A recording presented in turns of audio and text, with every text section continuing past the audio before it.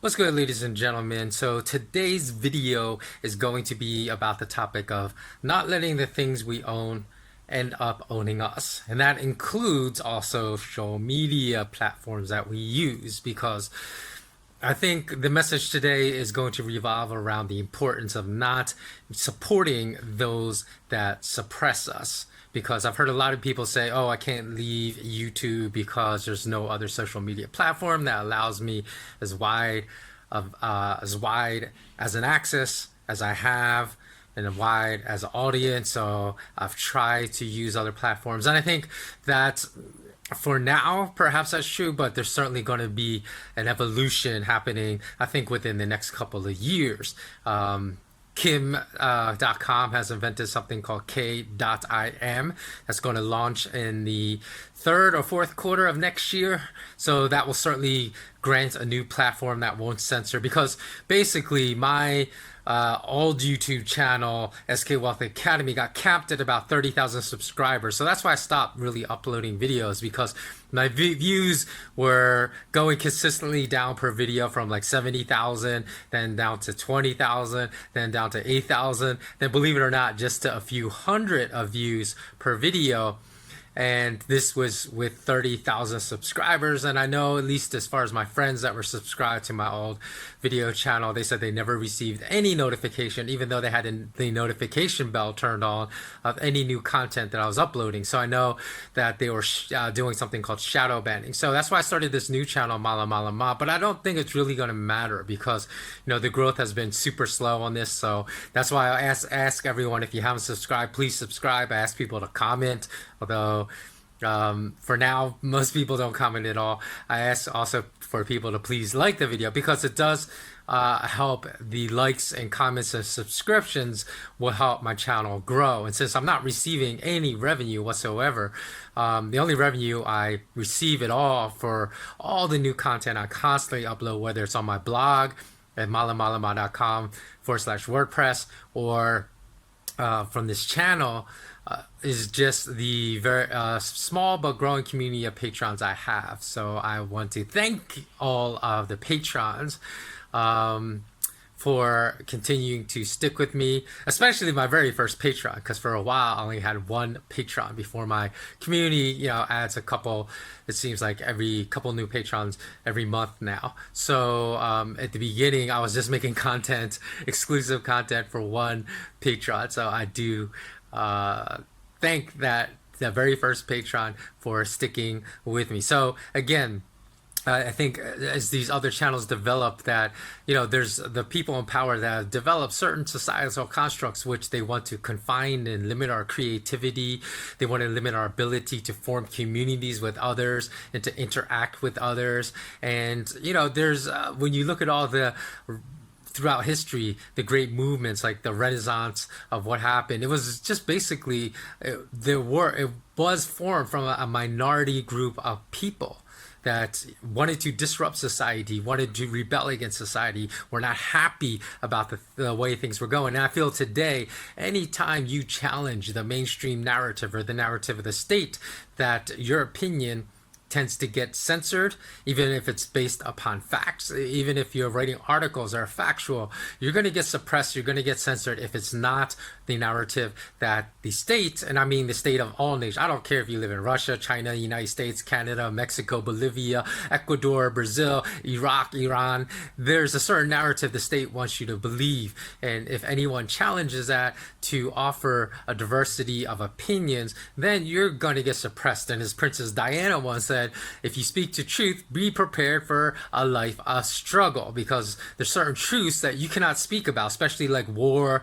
If you speak out against the military industrial complex, if you speak out against bankers and finance and the Ponzi scheme that is our fiat currency system, if you try to offer a different narrative than the Tim Drapers, the Mike Novogratzes, those people invested in Bitcoin want us to believe, which I don't believe whatsoever. So I constantly get pushback from the Bitcoin community, and I constantly advocate competition. I'm not against Bitcoin. I'm not against cryptocurrency competition, because I think competition is important in order for the cream of the crops, our money to rise to the top. So I'm never against currency competition. But once you start going against the narratives that people want you to believe, that's when you get an incredible amount of pushback. So that's the very essential, important part of this message. So here we go for the rest. The rest is just going to be in the form of a podcast after this short introductory message. So have a wonderful day, everyone. Have a beautiful night,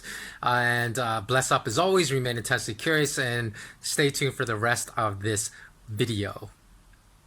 They want to basically keep us blind. It's like, the entire spectrum of light, there's only a certain range of it that's visible to the human eye, because there's an infrared range, and there's other ranges that we can't see that exist in the spectrum of light that's only visible to us. And that's what the people in power are trying to do. I know I explained that, I use that analogy terribly, so I hope that you guys understand. But what I mean is that the people in power are basically trying to keep us in this, going down this little channel in life, and they don't want us to see the wide spectrum of choices that are available. And I feel like they've been very successful, especially since I've heard a lot of people that have been censored and shadow banned on YouTube saying they don't have a choice because there's really no other platform with as wide as viewership that exists as YouTube. So they say, I have to stay on YouTube because I can't leave. And I think when you come to that conclusion, I think you've already lost the battle. You're already a prisoner of your own mind, because you're resigning yourself basically to tyranny, to censorship, to silencing of freedom of speech. So that to me is not a viable option, and I'm going to explain why. Because I think it is not the fact that there are no alternative solutions right now. There are plenty of alternative solutions right now. There are plenty of blockchain-based solutions that will not censor you. The problem is that there's not a wide enough viewership platform. So I understand the fact that people say, well, I don't want to have to recreate everything I work for. I've worked so hard to build up my YouTube subscription base from, I started out with 1 viewer, then 10 viewers, and 1,000 viewers, and 10,000 viewers. I myself built my viewership up to 30,000 viewers. And then I noticed that I was getting blocked from really going any larger than 30,000 viewers about 4 years ago. So this started happening with me a long time before this subject became so popular this year. But certainly I understand that if for people that built their viewership up to 100,000, 500,000, 1 million, then you feel like, I really don't want to put in the effort and the time to build my viewership up to that level. But think about it. Think of, say, just like 100 YouTubers with like 500,000 or more subscribers left YouTube. Don't you think your followers are going to follow you to whatever platform you go to?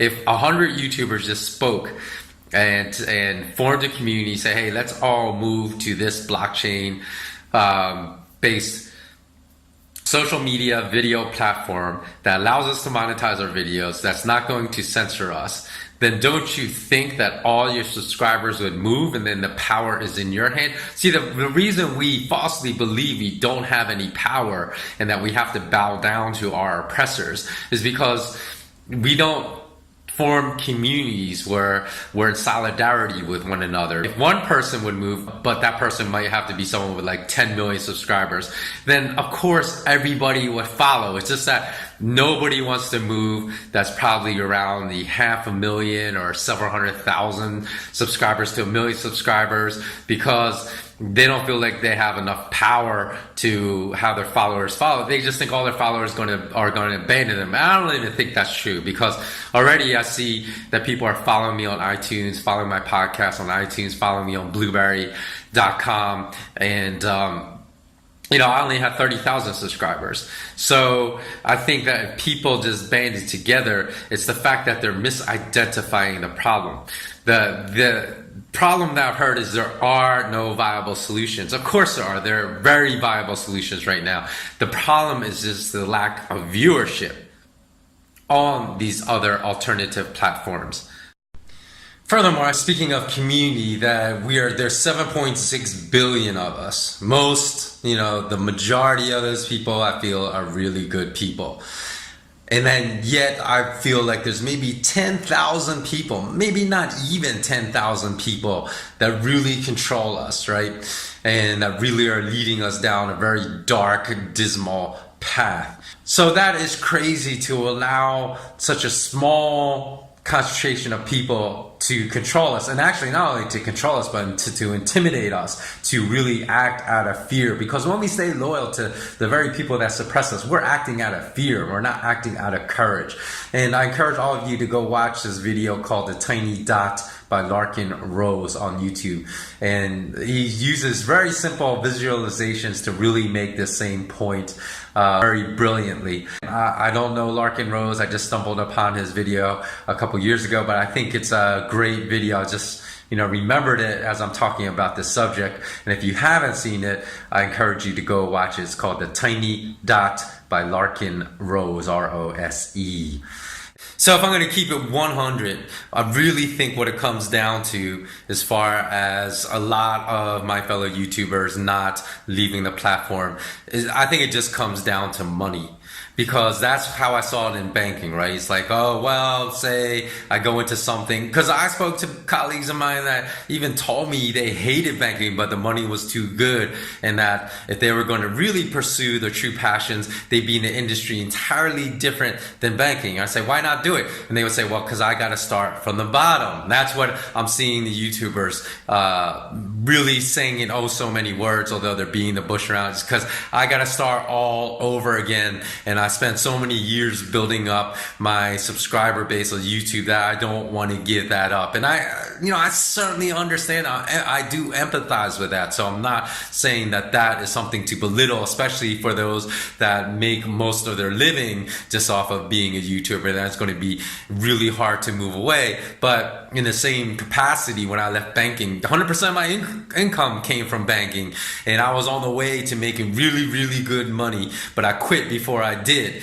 So, it was obviously much easier to continue onwards, to continue to remain in that filthy business and industry and just make tons of paper and then be comfortable and be fine and really not care about my place in the community, my place in amongst all of humanity, as far as trying to move everything forward and be a contributor rather than a detractor, be a giver rather than a taker, which I felt, banking offered the worst of all worlds in that capacity. You're always a taker, you're hardly ever a giver, and then you're always a detractor from humanity, never a contributor. So those were reasons enough, to convince me to walk away. And when I walked away, I had to start again at ground zero, because I had to build up my business from scratch. And it took me years of working, 14, 15, 16, 17, 18-hour days without a break, without a day off, 7 days a week for a couple of years on end to really get it going. So I understand that. I'm not,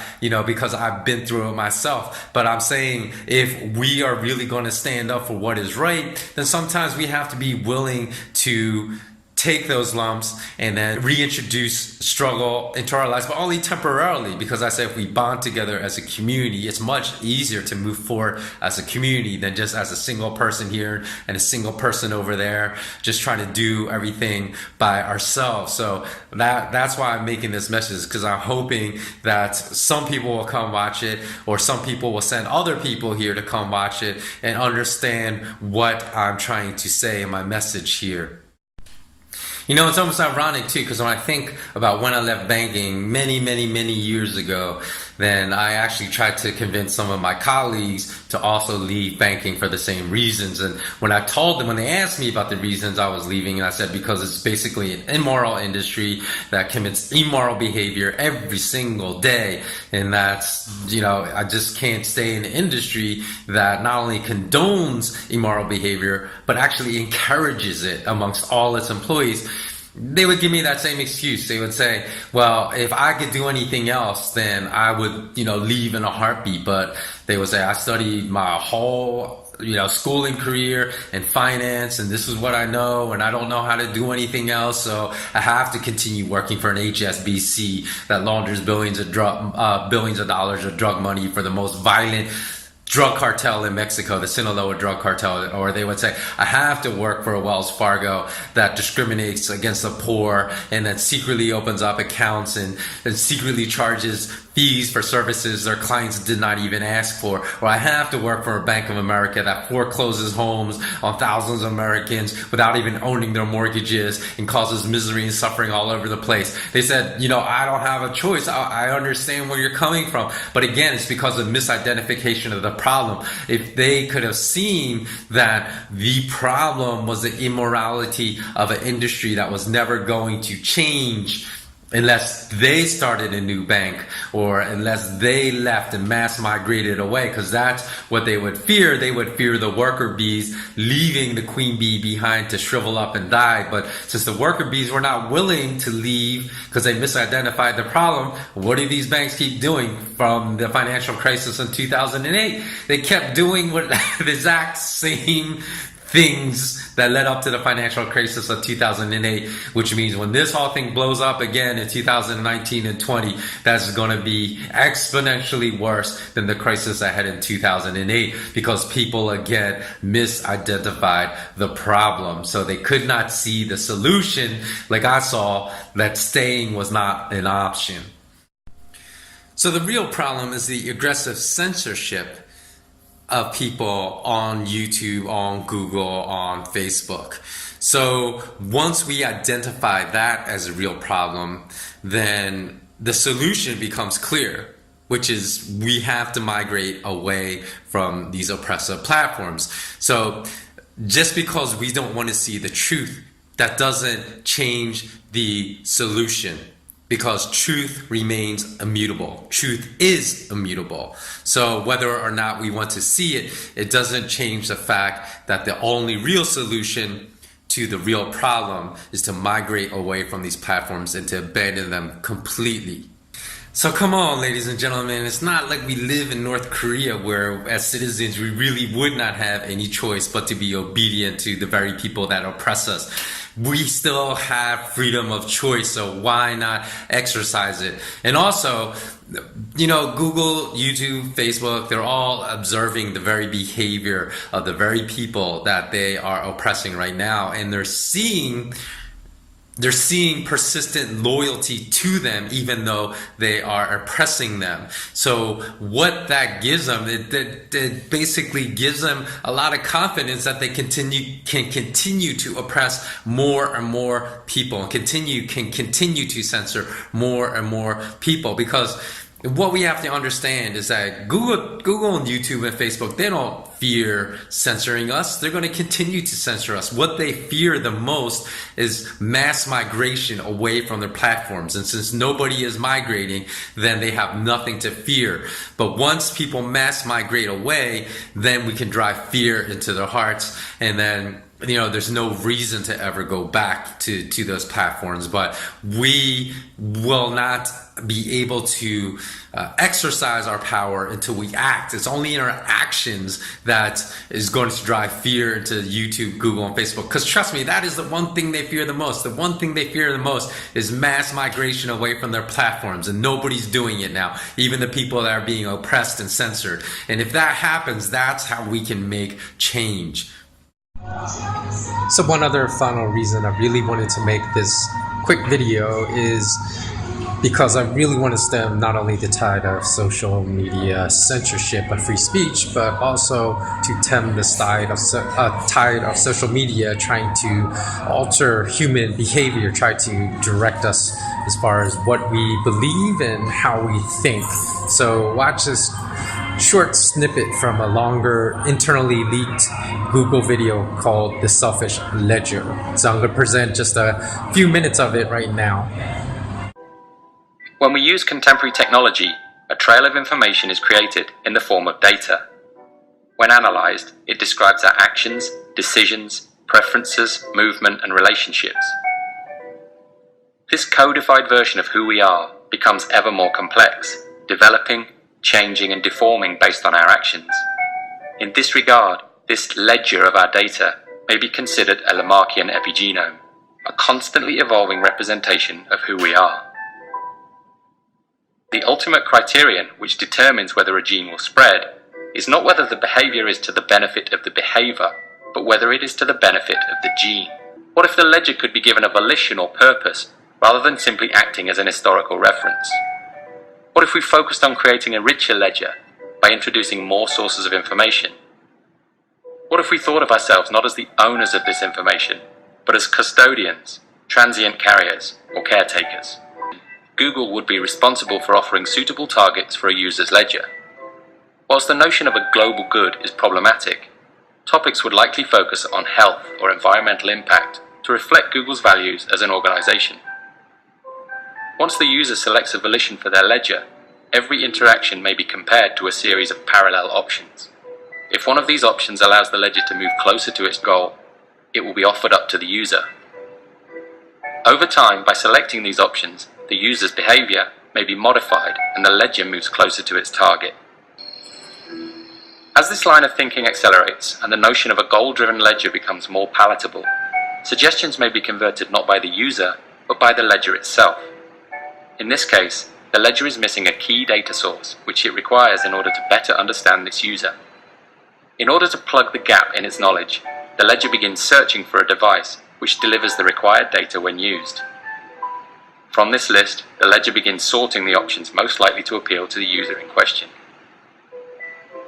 In situations where no suitable product is found, the ledger may investigate a bespoke solution.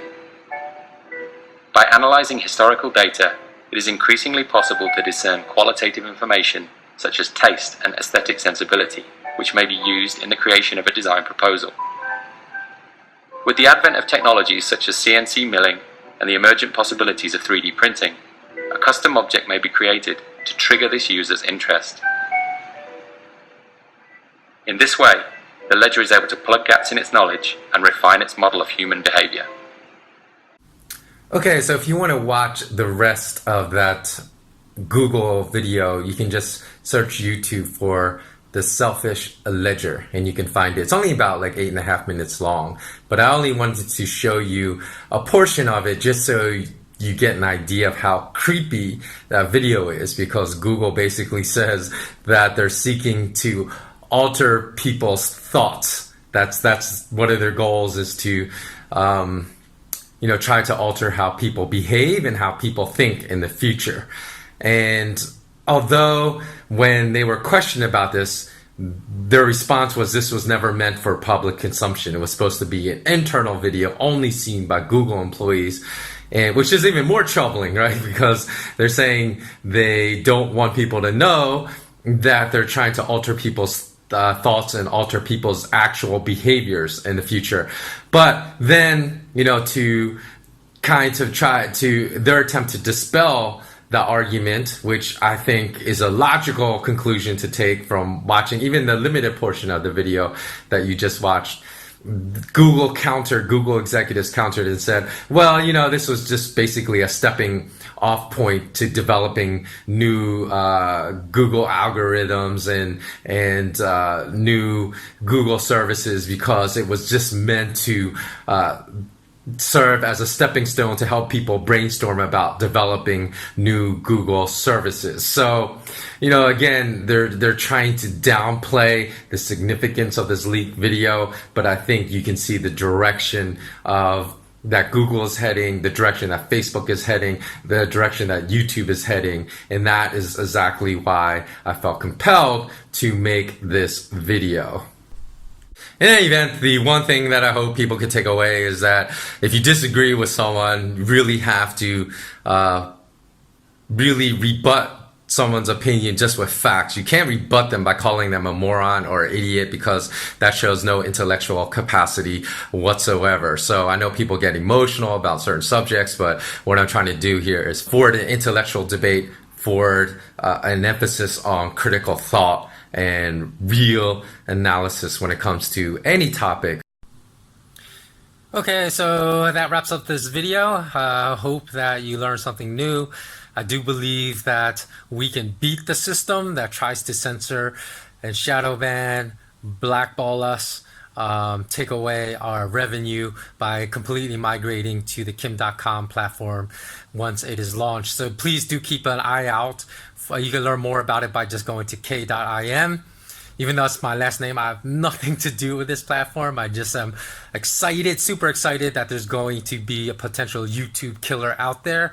And the only reason I'm continuing to upload videos on YouTube is just to try to get some traction. Just so because a lot of people said, oh, I don't know what happened to you since SK Wealth Academy, because you did have 30,000 subscribers. How come you stopped posting? So this is just to bring everyone up to date. And once that the k.im platform goes live, I'm going to stop posting here because I haven't earned 1 penny, and that's just truth, from any video I've uploaded to this channel. And I stopped earning revenue from my SK Wealth Academy channel, even though I had 30,000 subscribers years ago, because everything was being demonetized the very second I uploaded it. So I've been waiting for someone like Kim.com to formulate and launch a new platform. So I encourage everyone that watches this to please spread the word, to try to get as many YouTube content posters that have multi-million subscribers to migrate away. And if you check it out, you're going to see you can earn even more money on Kim.com's new platform. So hopefully it will be the YouTube killer that I desire it to be. All right, bless up everyone. And as always, remain intensely curious.